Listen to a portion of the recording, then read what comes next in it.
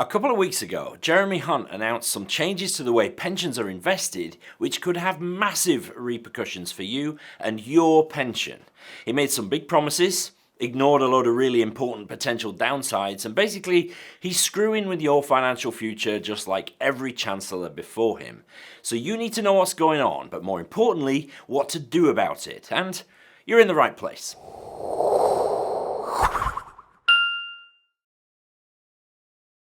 Hi and welcome back to the channel. My name is Pete Matthew and I'm a chartered financial planner based here in the UK. And this video is brought to you by Meaningful Academy. More on that a little bit later. Now, in his Mansion House reforms, the Chancellor of the Exchequer has agreed with 9 of the major DC pension providers that they will commit to investing up to 5% of the assets in their default funds into unlisted equities by 2030. Now, this is actually a really big deal, so let's go over what you need to know and then we'll cover what you need to do about it. Right, let's say that again. 9 major pension providers have agreed to invest up to 5% of their default funds into unlisted assets.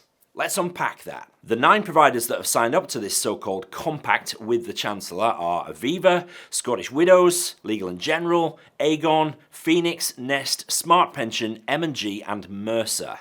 And chances are that more will sign up to these reforms in due course.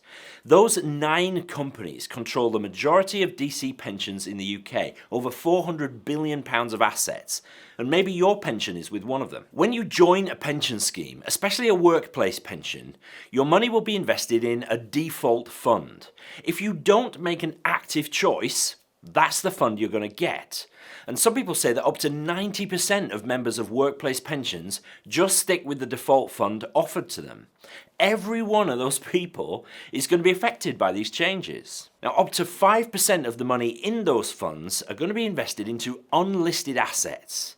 Now, that's between 5 and 10 times more than is currently invested in these things, so that's a really big shift in itself. But what are unlisted assets? Well, in this case, these are smaller, often startup UK companies whose shares are not listed on a stock market, so the shares can't be bought and sold very easily. We call this being illiquid, and these are always high-risk investments. So is that something that you would be happy with? Now, of course, the Chancellor touted all kinds of benefits of his pension reforms, including the very tempting headline that the average earner could increase their retirement pension by over £1,000 a year. That sounds great on paper, but there is so much more to it than that, and there are lots of potential downsides, which I'll get to in a minute. Mr. Hunt reckons that these measures could mean up to £50 billion extra being pumped into these high-growth British companies. Now, we know startup companies need capital to get off the ground, and that as they grow, they employ more people, they pay more tax. Growing businesses is good for the economy as a whole, and that attracts yet more money into the system. The whole thing is a nice virtuous cycle. So the pension scheme member maybe gets more money in the pot, the startup companies get more capital. Obviously that's a win-win, surely. Thanks, Jeremy, you are a top bloke. Well, no, I have many issues with these pension reforms, so let me try and cover them quickly. Firstly, this is the government and the pensions industry deciding how your money should be invested. Don't you think that the person who decides that should be you? Next, high-growth companies. Sounds great, doesn't it? But in fact, about 60% of all UK startups fail in their first 3 years. Very, very few, a fraction of a percent, become unicorns. That is, they are valued at more than £1 billion. So this is actually a very high-risk investment. Now, high risk potentially means high return, but it can also mean high risk of big losses, and many pension holders won't fully understand that. The claimed increase in the average person's pension fund at retirement is based on a ton of assumptions, which may or may not be borne out. Yet, the text of the announcements uses the word will a lot more than the word could. So I think the Chancellor is promising something here that he can't guarantee. And if I did that, I'd be struck off. If I, as a regulated advisor, was to say, if you invest in this way, you will be this much better off in 30 years' time, I'd be in big trouble. And yet, the Chancellor can say what he wants. The kinds of investments being proposed here are generally very costly for investors. In an accompanying document, the government accepts that a typical charging structure for venture capital like this is 2% upfront, That's pretty punchy. And then a 20% performance fee on annual returns above 8% a year. So to invest in this way, the costs of these pension funds are going to have to rise. And you know how I feel about fees. Finally, for now at least, I have a real issue with this affecting the kinds of people who are not ordinarily engaged with their finances. If you're watching this video, chances are that you do take a passing interest in your own retirement savings. But those people sitting in the default fund in their pension, they're going to have this happen to them. They're not going to choose it, and I just think that's scandalous. So that's what's going on. Your pension is going to get more risky, it's going to get more expensive to run, and all without your consent. So before we get into what you need to do about it, if this is useful so far, then please hit the like button and subscribe to the channel if you're not already. That really helps us, so thank you in advance for that. But better still, share this video with anyone who you think might be affected. I bet you there'll be a lot of them, and as many people as possible need to know about this so that they can take action. So what should you do about these proposed changes to your pensions? Well, the first thing is to find out how your current pension is invested. Are you in the default fund? If you are, then you're going to be affected by these reforms, no question. So log into your pension website and find out what fund or funds you are in. You can often click through to see how these are invested, what's underneath the bonnet if you like, or you can use the free tools at Pick a Fund to dig deeper. I'll put a link to Pick a Fund in the description. Just copy the full name of your fund, paste it into Pick a Fund, and then dig into the information there. And then decide whether the makeup of your current pension funds are acceptable to you. If they're not, you're going to need to make a change sooner rather than later. Most people understand that investment comes with risk. Inexperienced investors associate risk with potential losses, whereas more experienced investors associate risk with opportunity. And you need to think a little bit about your attitude to risk, how you feel about it, and your capacity for taking risk, whether or not you can afford to take it.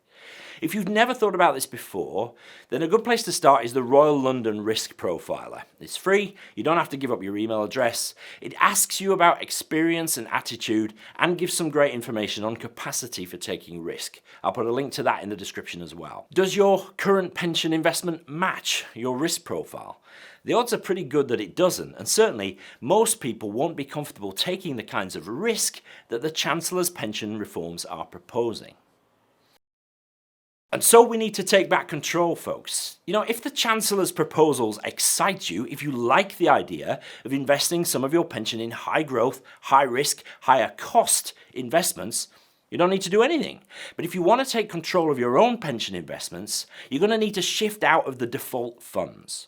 Question is, of course, what do you shift into? Well, the first place to look is alternative funds within the same pension plan. Most pensions have at least a few options to choose from. But if none of those excite you, you could transfer your pension to another provider. The problem is, if this pension is a workplace scheme, you'll probably lose your employer's contribution if you decide not to pay into their chosen plan. So that's crazy, don't do that. What lots of people in my audience do is to set up a second personal pension, separate from their workplace scheme. Their contributions and their employer's contributions keep getting paid into the workplace plan. But then once a year or so, they transfer money out of the workplace scheme into their own personal pension. It's a lot easier to do than you might think, and I'm going to do a full explainer video on exactly this subject very soon. So subscribe to be sure of seeing that. Now we have a view here on Meaningful Money that most of us just need a low-cost multi-asset fund where you spread your money around all kinds of different kinds of assets and all around the world.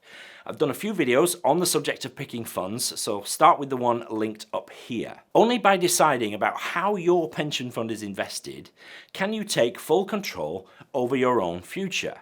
And whether you do that yourself or with the help of an independent advisor, surely either is better than having the government decide for you on the basis of their self-serving agenda and the pension companies taking more money off you in fees. But many people think that taking this level of control over their finances is going to be impossibly complex. Well, I'm here to tell you that it isn't, and I can teach you everything you need to know over at Meaningful Academy. And there are 3 phases in the Academy. Financial foundations, where you'll learn the basics of budgeting, debt elimination, and setting yourself up for a bright financial future. Build Wealth, where you start to plan and invest for the long term. So here you'll learn about investment, including looking over my shoulder as I use free online tools to choose funds. And finally, there's the retirement planning phase, which builds on the knowledge that you've learned previously and helps you prepare for the great transition into retirement. The Academy is my most distilled learning. It'll give you everything you need to know and everything you need to do to secure your financial future. So head over to meaningfulacademy.com to find out more, and if you decide it's for you, use the coupon code YouTube to get a healthy discount. My biggest issue with Jeremy Hunt's proposed reforms is that it's going to affect people who are not engaged with their money. He's taking risks with your money.